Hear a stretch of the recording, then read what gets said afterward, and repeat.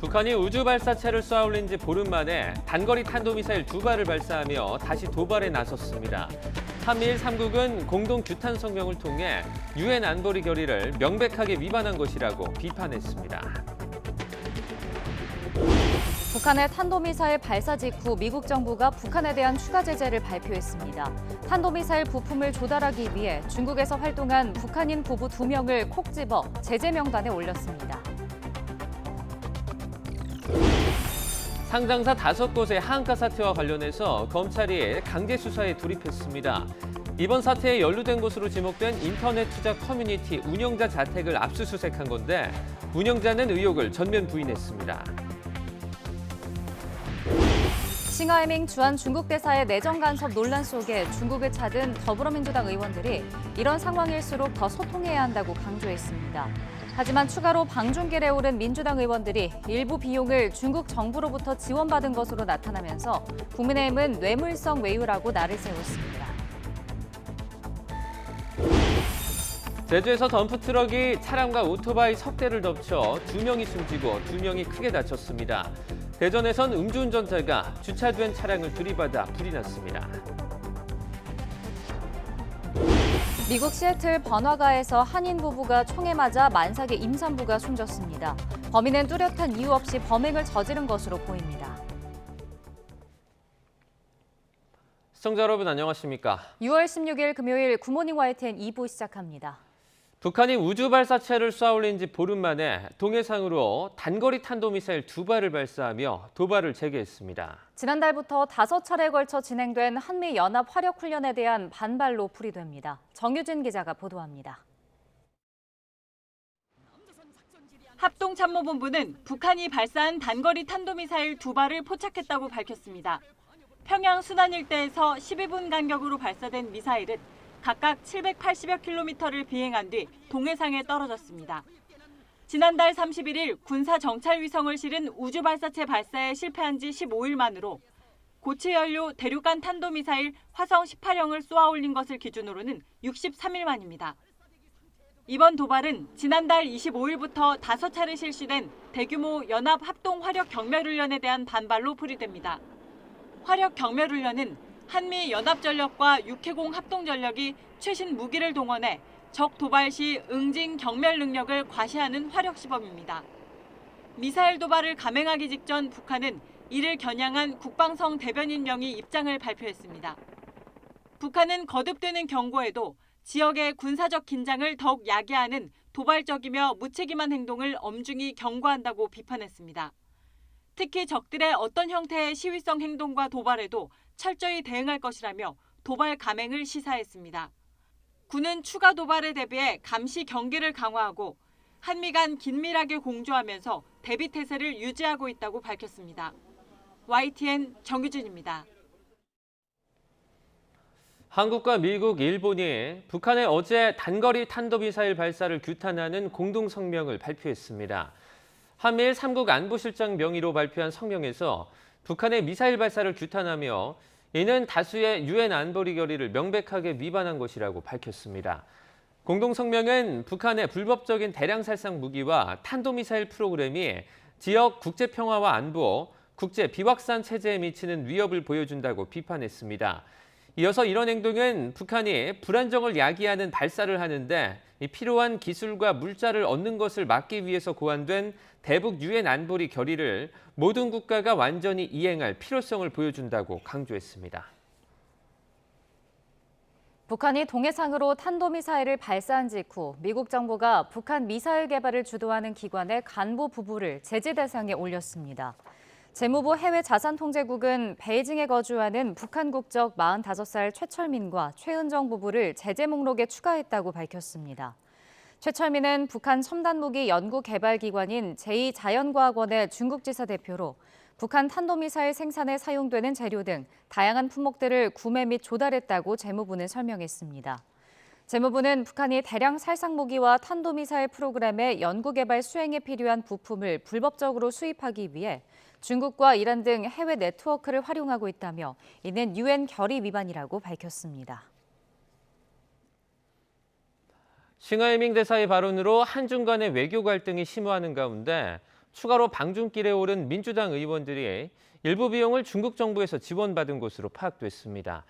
국민의힘은 당장 뇌물성 외유라며 맹공을 퍼부었고 민주당 일각에서도 논란의 불씨를 댕긴 이재명 대표의 책임론을 부각하는 기류가 읽힙니다. 이준엽 기자가 전합니다. 도종환, 박정 등 민주당 의원 7명은 출국 전 공항에서 기자들과 만나 이번 중국 방문은 문화 교류 차원에서 이뤄진 거라고 설명했습니다.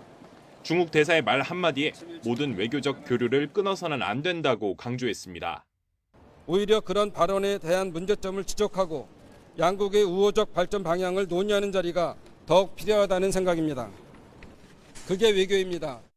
대한민국 국격을 훼손하는 발언이 중국 측에서 나온다면 단호히 문제를 제기하겠다고도 했는데 정작 방문 비용 가운데 일부는 중국 정부에서 받은 것으로 파악됐습니다. 실제로 방중 일정에 참여한 민주당 의원실 관계자는 YTN에 기본 항공료와 일부 체류비를 중국 측이 지원한다고 밝혔습니다. 이런 사실이 알려지자 국민의힘은 돈을 받고 나라를 팔아먹는 일이라며 뇌물성 외유라고 날을 세웠습니다. 왜 이런 뇌물성 비용 부담을 지원받는 것인지 여부를 밝혀주시기 바랍니다. 이 사건은 외교 참사를 넘어 형사 처벌 대상이 될 수 있음을 분명히 경고합니다. 앞서 방중길에 오른 민주당 의원들이 방문한 단체에 중국 공산당 통일전선 활동 조직이 포함됐다는 주장까지 제기되면서 논란은 일파만파 커졌습니다. 제1야당 의원들이 한미일 공조를 흔들려는 중국의 노림수에 이용당하는 것 아니냐는 건데 당내에서도 우려하는 분위기가 감지되고 있습니다. 특히 비명계를 중심으로 외교 갈등에 불씨를 댕긴 이재명 대표와 싱하이밍 대사의 회동 당시 이 대표 그리고 참모진의 대응이 아쉬웠다는 지적이 나오고 있습니다. 사전 기획 단계, 준비 단계에서 이건 치밀하게 준비하지 못한 게 정말 뼈아픕니다. 실무 책임자가 책임을 져야 됩니다, 이거는. 중국과 대화의 끈을 놓지 않고 교류하며 외교적 해법을 모색하는 게 국익을 위한 거라는 데에는 민주당 내 공감대가 형성된 모습입니다. 다만 이재명 대표가 여당의 공격에 빌미를 줘 당에 부담을 안겼다는 목소리도 적잖아서 계파 갈등이 불거질 가능성도 제기되고 있습니다. YTN 이준엽입니다. 중국은 양국 관계가 어려운 때일수록 양국 정부와 각계 인사 간의 소통을 더 강화해야 한다고 강조했습니다. 왕원빈 중국 외교부 대변인은 정례 브리핑에서 최근 민주당 의원들의 잇따른 방중에 대한 입장을 묻는 질문에 이같이 대답했습니다. 이어 쌍방의 각급 분야별 교류는 상호 신뢰와 우호를 증진하는 데 도움이 된다며 양국 정부는 이에 대해서 항상 적극적인 입장을 갖고 있다고 덧붙였습니다. 정부가 일본 후쿠시마 오염수 방출을 통해서 배출되는 삼중수소는 건강에 영향을 미치지 않을 거라고 밝혔습니다. 또 오염수 해양 방출 방식이 대기 방출보다 위험 관리 측면에서 유리하다고 평가했습니다. 그 이후로 오염물질이 공기 중으로 나가면 환경 감시가 쉽지 않지만 해양 방출은 먹는 섭취물에 대한 문제가 있어도 방사성 물질을 희석할 수 있고 환경 감시도 쉽다고 설명했습니다. 정부는 당분간 매일 언론 브리핑을 열고 후쿠시마 오염수 방류와 관련한 우리 정부 대응 방안과 수산물 안전관리 상황 등을 적극적으로 설명할 계획입니다. 이런 가운데 지난달 오염수 방류 시설을 점검했던 시찰단장이 국회에 나왔습니다. 야당은 정부의 설명이 불충분하다고 지적했고 여당은 정부가 근거 없는 의혹 제기에 더 적극적으로 대응해야 한다고 주문했습니다. 김경수 기자입니다. 지난달 일본 후쿠시마 원전 오염수 방류 시설을 직접 살피고 온 정부 시찰단장이 국회 정무위원회 현안 질의에 나왔습니다. 야당 의원들은 정부가 시찰 결과를 국민에게 충분히 설명하지 않고 있다고 따져 물었습니다. 이런 거를 아니 어떻게 설명을 정확하게 안 하니까 다 궁금해하는데 궁금해서 이야기하면 괴담이 됩니까? 갔다 오고 난 다음에도 저희들이 시찰과 관련된 부분을 말씀을 드렸는데 다만 저희가 확인한 게 있고 과학기술적으로 정밀 분석을 해야 되는 부분이 남아있기 때문에 반면 여당은 괴담성 의혹 제기가 난무한다며 정부가 사실을 정확하게 알리기 위해 노력해야 한다고 강조했습니다. 일본 정부가 오염수를 배출하지 않고 대형 저장 탱크나 인공호수에 영구 저장할 수 있다는데 사실입니까? 기술적으로 어려움이 있는 것으로 알고 있습니다. 일본의 오염수 방류가 임박했다는 관측이 나오는 상황에서 대응책을 둘러싼 여야 공방도 점점 치열해지고 있습니다. 국민의힘은 민주당이 공포를 부추겨 어민들이 피해를 보는데 정작 민주당은 피해 어민 지원 특별법을 발의했다며 병 주고 약 주는 거냐고 쏘아붙였습니다. 국제원자력기구 IAEA 최종 보고서와 정부 시찰단 검증 결과를 차분히 기다려야 한다며 가짜뉴스 선동을 멈추라고 날을 세웠습니다. 민주당은 과거 자신들의 괴담과 선동으로 발생했던 광우병, 사드 사태로 인한 막대한 국가적 피해부터 되돌아봐야 할 것입니다. 민주당은 여당이 도리어 책임을 떠넘기고 있다며 일본이 오염수를 방류하기 전에 국회 차원의 검증특위 구성에 협조하라고 맞받았습니다. 정부가 시작한 1일 브리핑을 놓고도 일본 정부 주장을 답습해 일본의 대변인을 자처했다고 깎아내렸습니다. 오염수가 방류되어도 안전하니 안심하라. 오늘 1일 브리핑에서 정부 당국자와 배석한 민간 전문가가 반복한 말입니다. 민주당 이재명 대표가 이번 주말 인천 소래포구 방문을 예고한 가운데 국민의힘 김기현 대표는 노량진 수산시장을 방문하며 맞불을 놓는 등 오염수 방류를 두고 여야의 신경전 수위가 높아지고 있습니다. YTN 김경수입니다. 김장철도 아닌데 천일염 주문이 급증하면서 산지에서는 물량 부족 현상이 나타나고 있습니다. 잦은 비에 생산량이 줄어든 데다 최근 후쿠시마 원전 오염수 방류에 불안 심리까지 겹치면서 가격도 급등하고 있습니다. 오선열 기자입니다. 우리나라 천일염의 80%가 나오는 전남 신안입니다. 뙤약볕 아래 꽃처럼 피어난 소금을 모으는 손길이 분주합니다. 중장비가 천일염을 쉴 새 없이 담아내고 근로자들은 포대를 화물차에 싣느라 구슬땀을 흘립니다. 최근 몰려든 천일염 주문에 창고에 쌓아둘 겨를도 없이 출하되면서 천일염 저장 창고는 거의 바닥을 드러냈습니다. 후쿠시마 원전 오염수 방류에 대한 불안감이 커지면서 김장철이 아닌데도 천일염 주문이 급격히 늘었기 때문입니다. 그러다 보니 원래는 2년 정도 쌓아놓고 쓴맛을 내는 간수를 빼야 하는데 그 전에 족족 팔려나가고 있습니다. 수요가 너무 많다 보니까 공급도 좀 딸리고 또 온전히 터지면은 가격이 더 상승하지 않겠냐 하는 마음에서 또 우려하는 마음에서 또 한 가마에 먹을 놈을 갖다가 10가마씩 보유하다 보니까 요즘 천일염 산지 가격은 20kg 한 포대에 2만 원이 훌쩍 넘습니다. 최근 한 달 사이 40% 이상 급등한 겁니다. 갈수록 염전 면적 자체가 줄고 잦은 봄비에 생산량이 절반가량 줄어든 것도 가격 상승 원인으로 꼽히고 있습니다. 5월달이 계속 주마다 비가 왔습니다. 그래서 한 번씩밖에 소금 못 내고 전체적으로 생산량은 지금 떨어진 상태입니다. 지금 하루에 이렇게 출고하는 양은 정해져 있는데 주문 물량은 쏟아져 들어오고. 천일염 가격은 당분간 오름세를 보일 전망이지만 해양수산부는 사재기 수준은 아니라고 밝혔습니다. 생산자들은 천일염 가격 상승을 반기면서도 후쿠시마 원전 오염수가 방류되면 다시 소비가 둔화하지 않을까 걱정하고 있습니다. YTN 오선열입니다.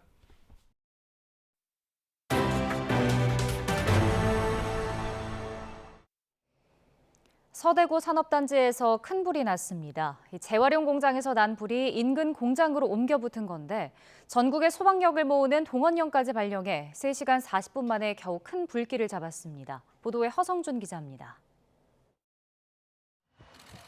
시커먼 연기가 하늘을 뒤덮습니다. 불이 공장 지붕을 넘어 맹렬히 타오릅니다. 서대구 산업단지의 한 재활용 공장에서 불이 난 건 오후 5시 20분쯤입니다.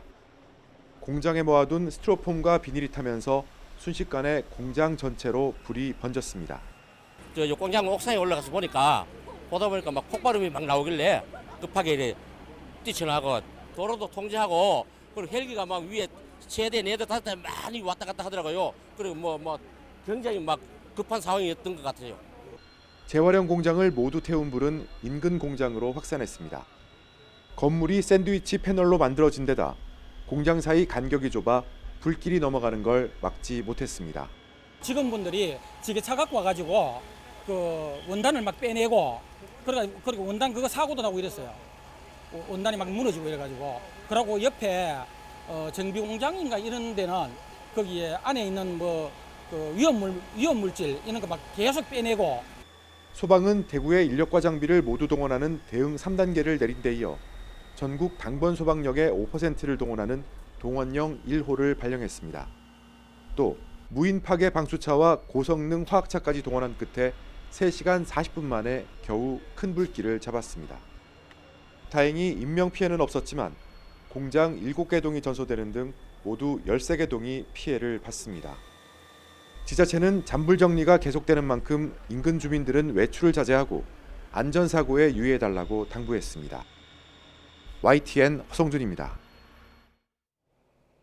어제 오후 제주에서 달리던 덤프트럭이 브레이크 고장으로 차량과 오토바이 3대를 덮치면서 2명이 숨지고 2명이 크게 다쳤습니다. 오늘 새벽 대전에선 음주운전자가 차를 몰다가 주차된 SUV를 들이받으면서 불이 났습니다. 보도에 조성호 기자입니다. 대형 트럭이 도로 위에 산산조각이 나 있습니다. 쓰러진 나무를 베어내며 도로를 복구하는 작업이 저녁 늦게까지 이어집니다. 제주에 있는 내리막길을 달리던 25톤 덤프트럭이 사고를 낸 건 어제 오후 4시 반쯤. 다른 트럭 한 대에 이어 신호를 기다리던 오토바이, 승용차와 충돌한 뒤 도로변 전신줄을 들이받고 나서야 멈춰섰습니다. 쿵 하는 소리 들려가지고 밖에 나와보니까 이제 트럭이 한 대 있어가지고 한 수초 안 지나서 변압기 폭발하는 소리가 또 팡팡팡 이렇게 터지는 소리가 크게 들려가지고. 오토바이와 피해 트럭 운전자가 심정지 상태로 병원으로 옮겨졌지만 끝내 숨졌습니다. 덤프트럭 운전자와 승용차 운전자는 크게 다쳐 치료를 받고 있습니다. 전신주가 부러지면서 일대 860가구가 한때 정전 피해를 겪었습니다. 경찰은 덤프트럭이 브레이크 파열로 멈추지 못하면서 사고가 난 것으로 보고 있습니다. 승용차 엔진 부위에서 시뻘건 불길이 솟구칩니다. 오늘 새벽 0시 20분쯤엔 갓길에 세워진 SUV를 들이받은 승용차에서 불이 났습니다. 30대 운전자가 면허 취소에 해당하는 혈중 알코올 농도 0.15% 만취 상태로 운전하다가 사고를 낸 걸로 조사됐습니다. 다행히 다친 사람은 없었습니다. 어제 저녁 7시 50분쯤 서울 오금동에선 SUV 한 대가 아파트 주차장 난간 너머로 추락했습니다. 차 안에 있던 2명이 다쳤는데 운전자는 실수로 가속 페달을 밟았다고 경찰에 진술했습니다. 어제 저녁 7시쯤엔 부산 장림동에 있는 철물 제작 공장에서 불이 났습니다. 대부분 직원이 퇴근한 뒤라 다친 사람은 없었고 불은 건물 외벽 일부를 태워 소방서 추산 100만 원의 피해를 내고 2시간 반 만에 꺼졌습니다. YTN 조성호입니다. 미국 시애틀 번화가에서 한인 부부를 상대로 벌어진 총격으로 만삭의 임산부가 숨진 사실이 뒤늦게 알려졌습니다. 범인은 뚜렷한 이유 없이 범행을 저지른 것으로 추정됩니다. 보도에 조용성 기자입니다. 미국 시애틀시 벨타운에 있는 식당 앞에 꽃과 추모글이 놓였습니다. 사건이 벌어진 건 지난 13일 오전 11시쯤. 이곳에서 일식당을 운영하던 한인 권모 씨 부부가 차에 타고 있다가 6차례 총격을 받았습니다. 임신 8개월로 출산을 앞둔 아내는 머리와 가슴에 총상을 입어 사망했고 태아도 응급분만으로 태어났지만 결국 숨을 거뒀습니다. 남편은 팔에 총상을 입었지만 생명에는 지장이 없는 것으로 알려졌습니다. 현장에서 달아났던 30살 코델 구스비는 체포되면서 자신이 했다는 말을 반복했다고 경찰이 밝혔습니다. 범인은 피해자의 차량 안에 총이 있는 것을 보고 총을 쐈다고 주장했지만 경찰은 범인과 피해자 간의 대화 등 상호작용은 없었다고 전했습니다. 도심 번화가에서 벌어진 총격 사건으로 시애틀 지역사회는 큰 충격에 빠졌습니다. We don't know what motivated it. We do have the suspect. We do believe at this point, I think a life was lost, and it's very sad. 경찰은 증오범죄 여부를 포함해 범행 동기를 수사하고 있습니다. 지난달에는 텍사스주에 있는 쇼핑몰 아울렛 주차장에서 총기 난사 사건이 발생해 30대 한인 부부와 3살 아이를 포함한 8명이 숨졌습니다.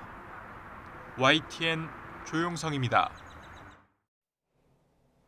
검찰이 5개 주가 종목 하한가 사태 발생 하루 만에 강제 수사에 돌입했습니다. 금융감독원으로부터 신속 수사 전환, 이른바 패스트트랙을 통해 사건을 넘겨받아 깊이 연루된 것으로 지목돼 출국 금지된 인터넷 투자 커뮤니티 운영자 자택을 압수수색했습니다. 보도에 윤웅성 기자입니다. 검찰이 인터넷에서 주식 투자 커뮤니티를 운영하는 강모 씨 자택을 압수수색했습니다. 수사관들을 보내 강 씨의 주식 거래와 커뮤니티 운영 관련 자료를 확보했습니다. 박림과 동일산업 등 주가가 급락한 5개 종목은 강 씨가 운영하는 인터넷 카페에서 추천 종목으로 자주 언급됐습니다. 검찰이 시세 조종을 비롯한 불공정 거래 여부를 주시해오다가 최근 강 씨를 출국 금지한 데 이어 하한가 사태 하루 만에 강제 수사를 본격화한 겁니다.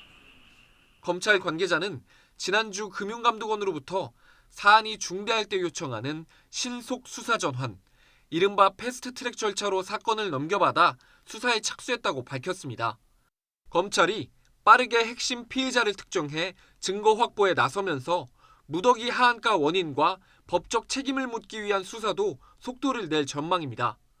앞서 강 씨는 이번 사태가 반대 매매를 우려한 투자자들의 대량 매도에서 비롯된 것이고 시세 조정은 시장의 억측이라며 의혹을 전면 부인했습니다.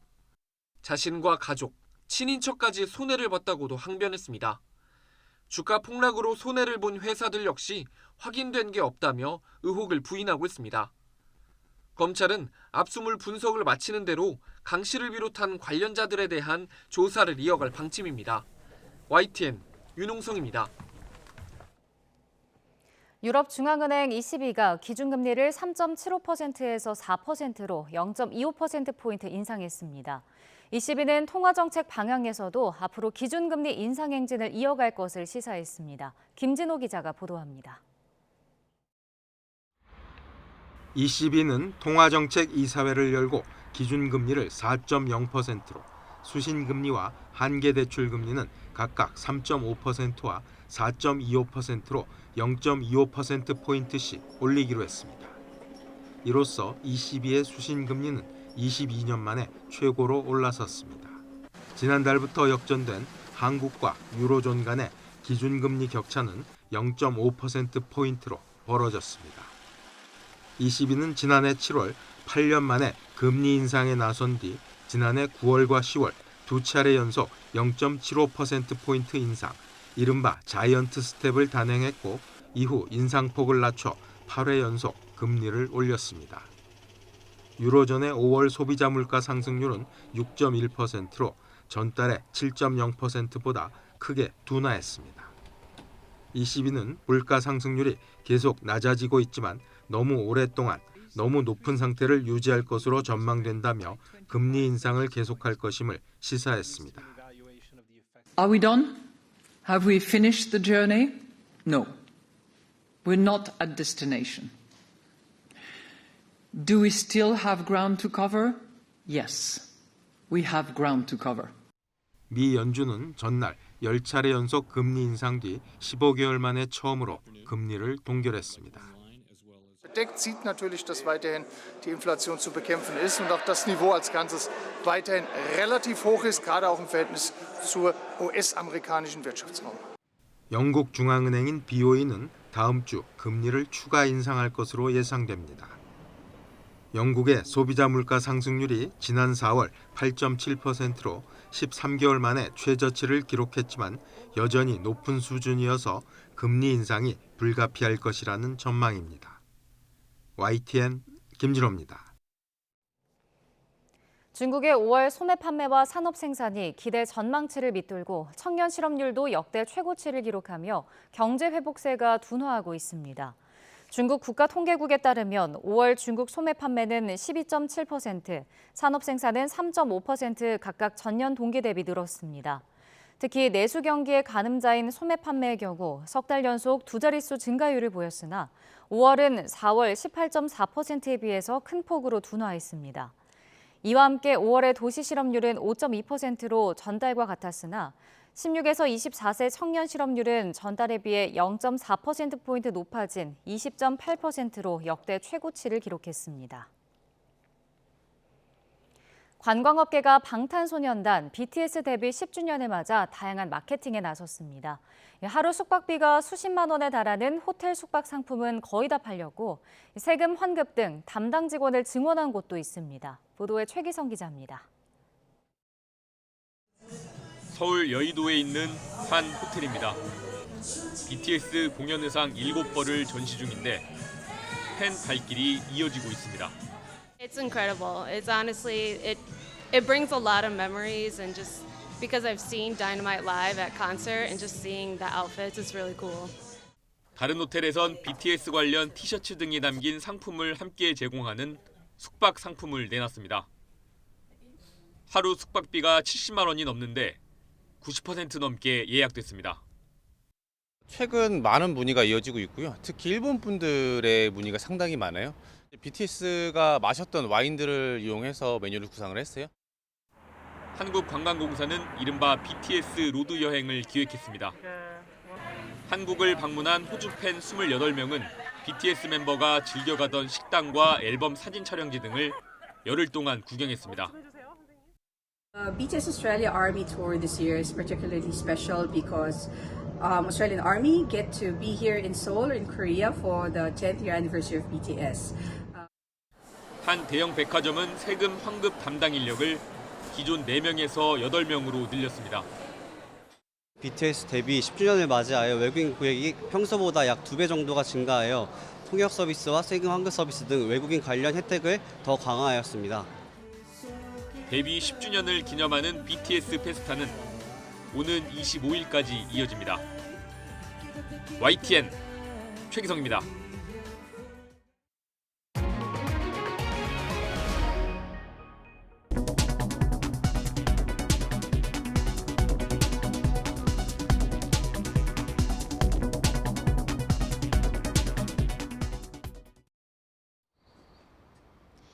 오늘은 소나기 소식 없이 모처럼 맑은 하늘이 함께하겠습니다. 낮 동안에 강한 볕이 내리쬐며 기온도 크게 오르겠는데요. 오늘 서울의 한낮 기온은 29도로 어제보다 또 예년보다 높아 덥겠고요. 대구는 무려 32도까지 오르는 등 본격적인 불볕더위가 기승을 부리겠습니다. 오늘 나오실 때는 통풍이 잘 되는 시원한 옷차림 해주셔야겠습니다. 구름이 많이 끼었던 어제와 달리 오늘은 전국이 대체로 맑겠습니다. 다만 낮 동안 볕이 강해지며 전국의 자외선 지수가 매우 높은 단계까지 치솟겠고요. 오후에는 대기 오염물질인 오존 농도 또한 짙게 나타나겠습니다. 볕이 강한 오후 2시부터 5시 사이에는 장시간의 야외 활동을 자제해 주셔야겠습니다. 현재 기온 살펴보면 서울이 19.1도, 부산이 20.3도 등으로 선선함이 감돌고 있는데요. 오늘 낮 기온은 서울이 29도, 대전과 광주가 32도 등으로 대부분 30도 안팎까지 올라 덥겠습니다. 앞으로 기온은 점차 오름세를 보이겠고요. 휴일에는 올여름 가장 더운 날씨가 찾아오면서 올해 첫 폭염특보가 내려질 가능성도 있겠습니다.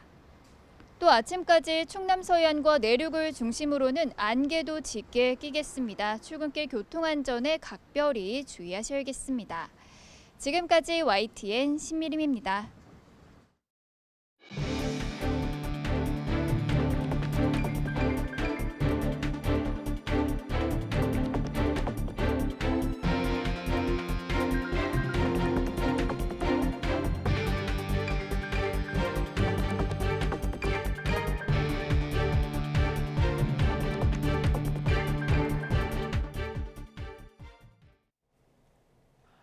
북한이 보름 만에 탄도미사일 도발에 나섰습니다. 합동참모본부는 어제 저녁 7시 25분경부터 저녁 7시 37분경까지 북한이 순안 일대에서 동해상으로 단거리 탄도미사일 2발을 발사했다고 밝혔습니다.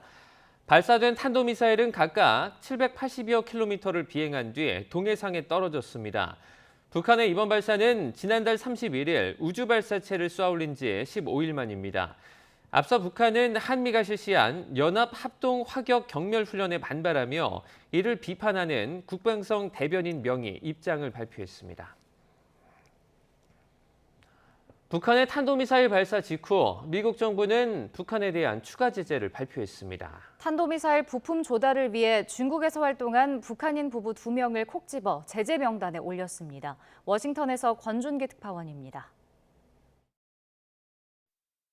북한 김정은 국무위원장이 1년에 수차례씩 찾는 국방과학원. 첨단무기 개발을 주도하는 북한의 미사일 메카와 같은 곳으로 무기개발 기관이라는 실체를 숨기고 싶을 땐 제2자연과학원이라는 이중 명칭을 사용합니다.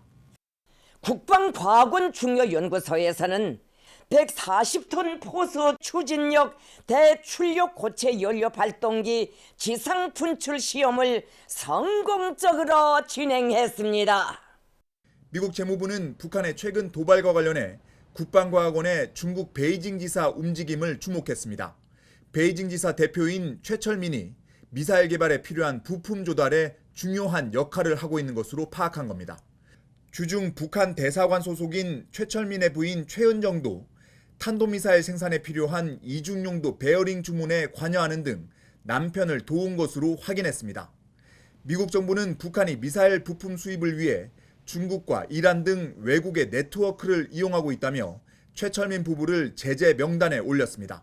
The United States imposed sanctions on 2 DPRK individuals for supporting the DPRK's unlawful weapons of mass destruction and missile programs. So we will continue to take action to hold people accountable for such activities.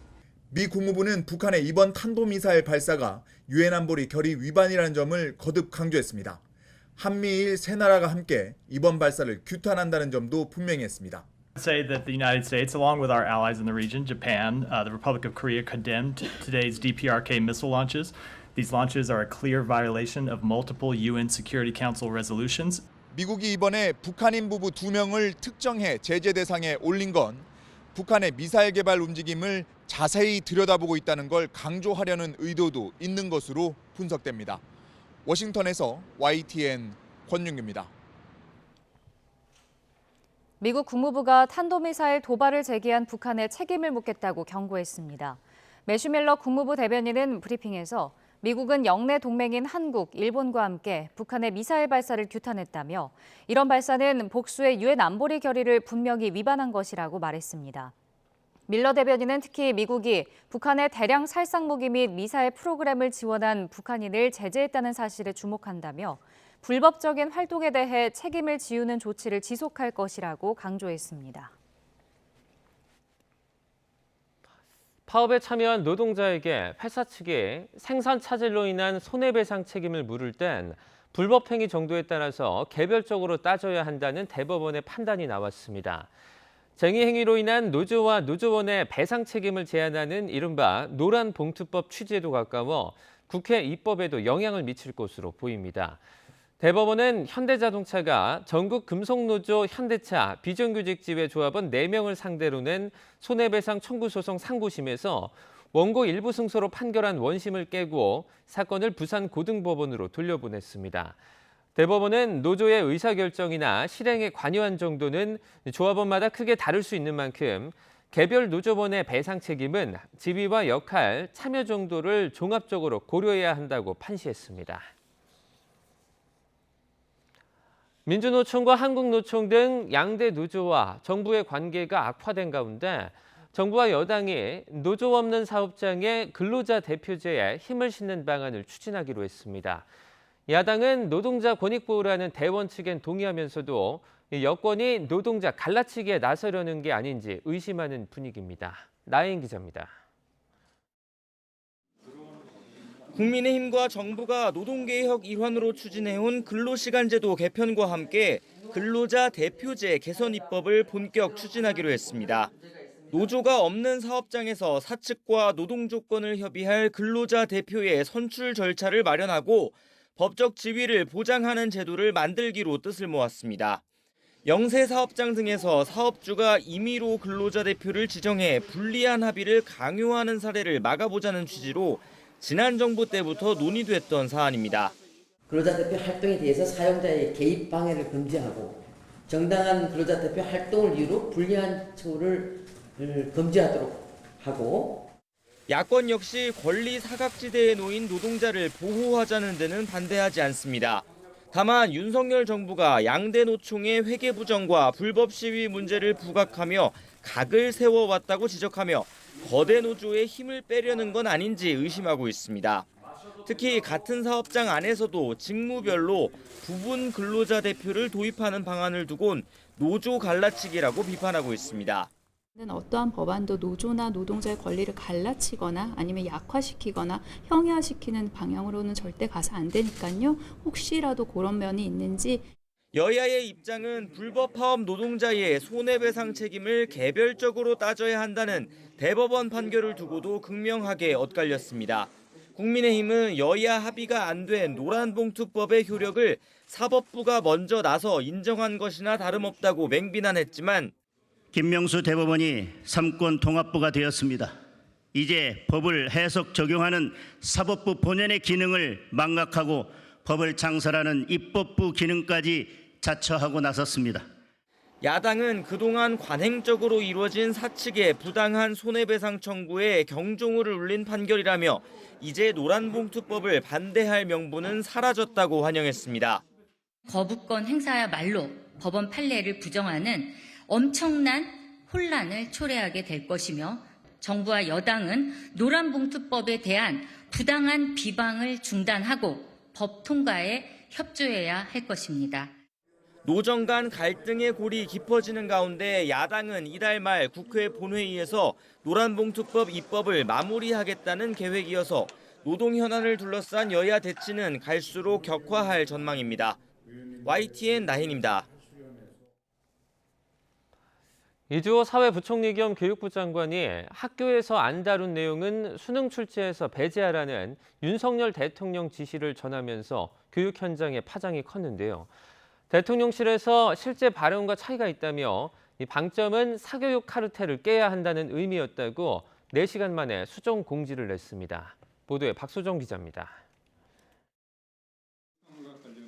대통령실을 찾아 교육개혁 추진 과정을 보고한 이주호 사회부총리 겸 교육부 장관. 브리핑에서 대학 수학 능력 시험과 관련한 윤석열 대통령의 별도 지시를 전했습니다. 학교에서 배우지 않은 건 출제하지 말라는 것. 변별력은 갖추되 학교 수업만 열심히 따라가면 문제를 풀 수 있도록 출제하고 학교 수업에서 다루지 않은 내용은 출제에서 배제하라고 말씀하셨습니다.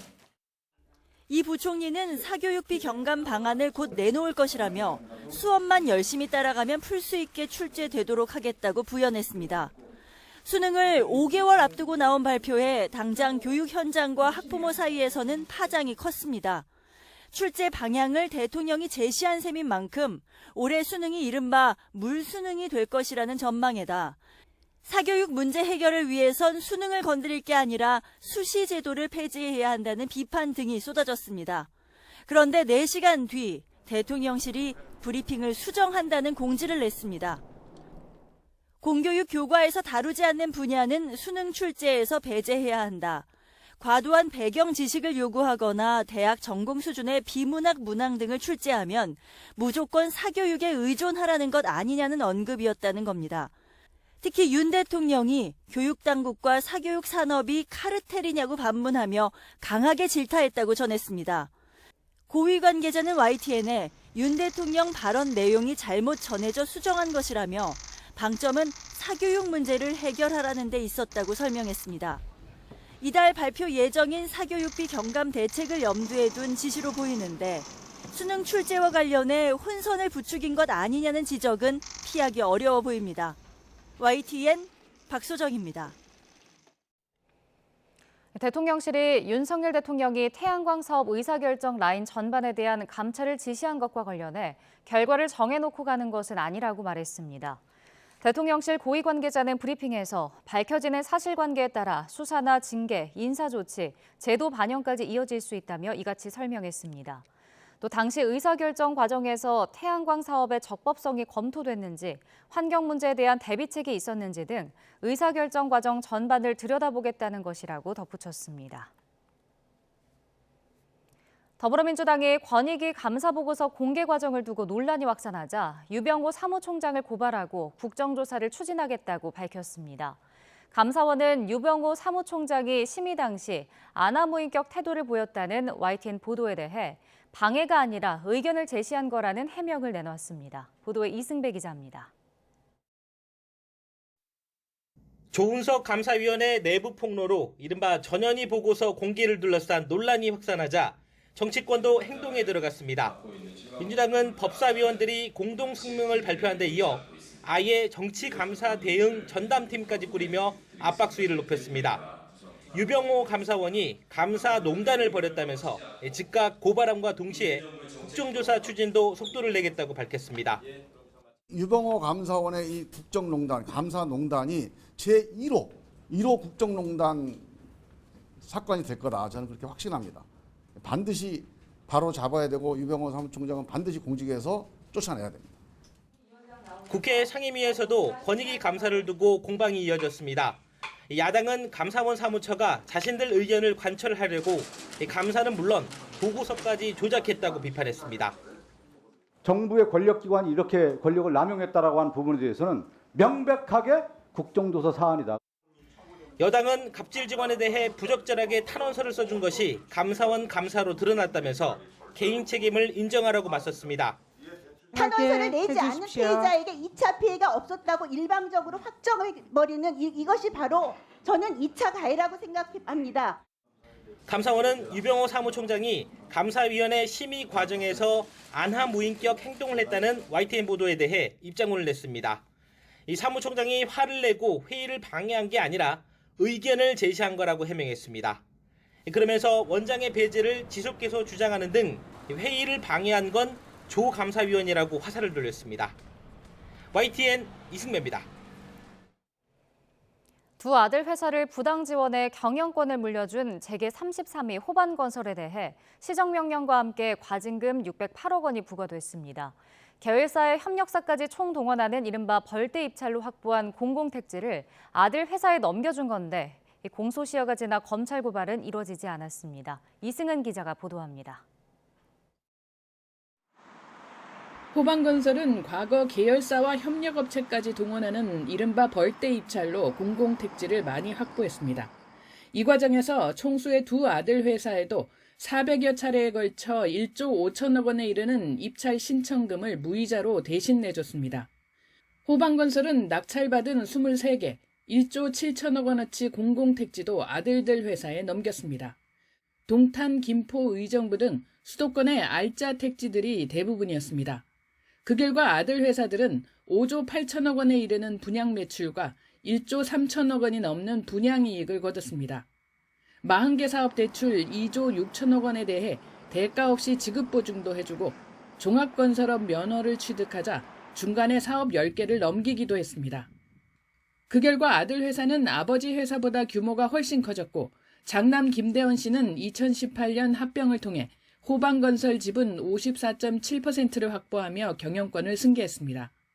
공정위는 이 같은 부당 내부 거래에 대해 시정명령과 함께 과징금 608억 원을 부과했습니다. 국민의 주거 안정 등 공익적 목적으로 설계하는 공공택지 공급 제도를 악용하여 총수 일가의 편법적 부의 이전에 활용한 행위를 적발 및 제재하였다는 데 의의가 있습니다. 공정위는 하지만 공공택지 부당 전매가 공소시효가 지나 검찰 고발은 하지 않기로 했습니다. 호반건설은 조사 과정에서 의견이 받아들여지지 않아 안타깝다며 의결서가 오면 검토한 뒤 절차를 진행할 것이라고 밝혔습니다. YTN 이승은입니다.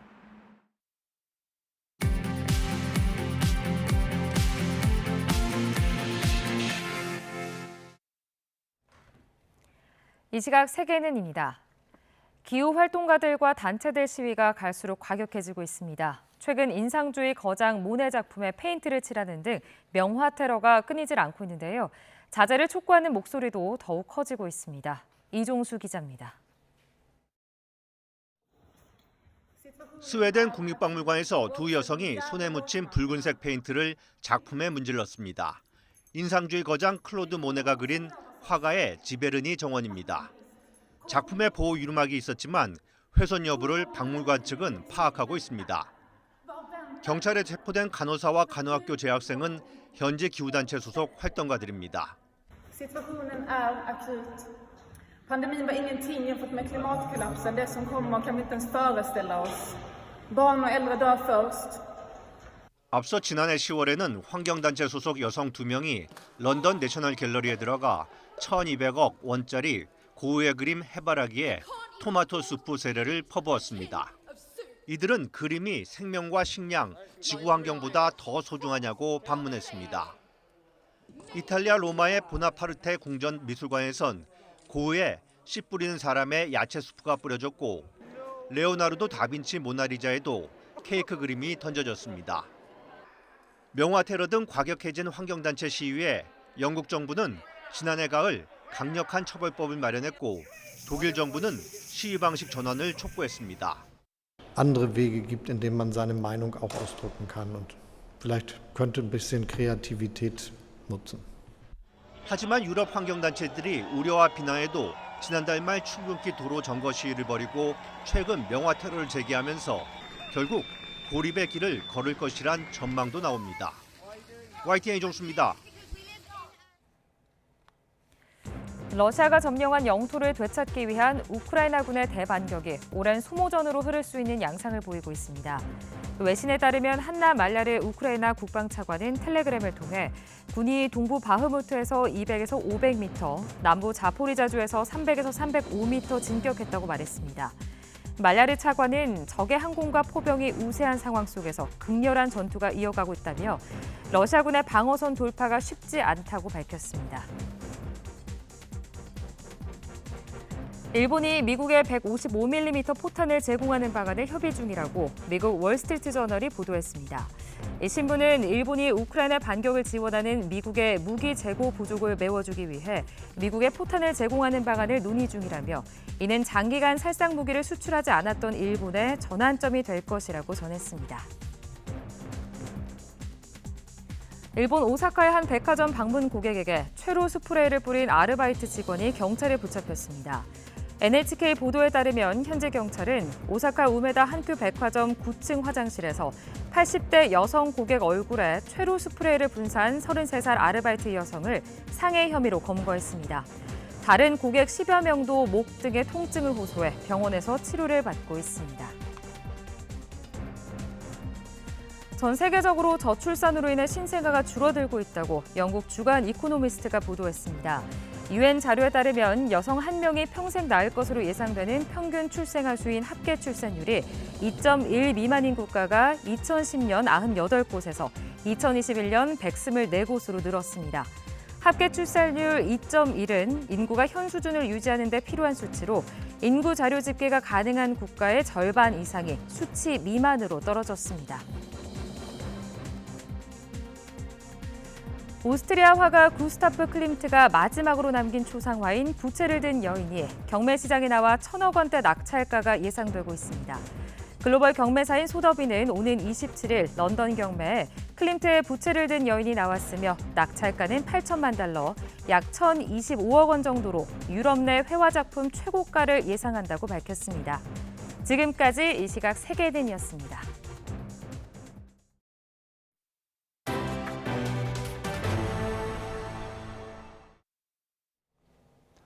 클린스만 감독이 이끄는 축구대표팀이 오늘 저녁 8시에 부산 아시아드 주경기장에서 남미의 강호 페루와 평가전을 갖습니다. 어제 기자회견에 참석한 클린스만 감독은 손흥민의 상태에 대해서 아직 100% 컨디션을 찾지 못했고 벤치에서 경기를 시작할 것이라고 말했습니다.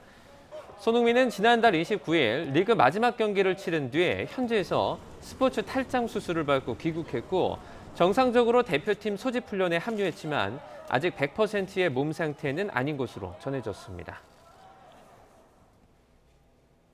어제 새벽 3시쯤 경기 고양시 성사동에 있는 26층짜리 아파트 5층에서 불이 났습니다.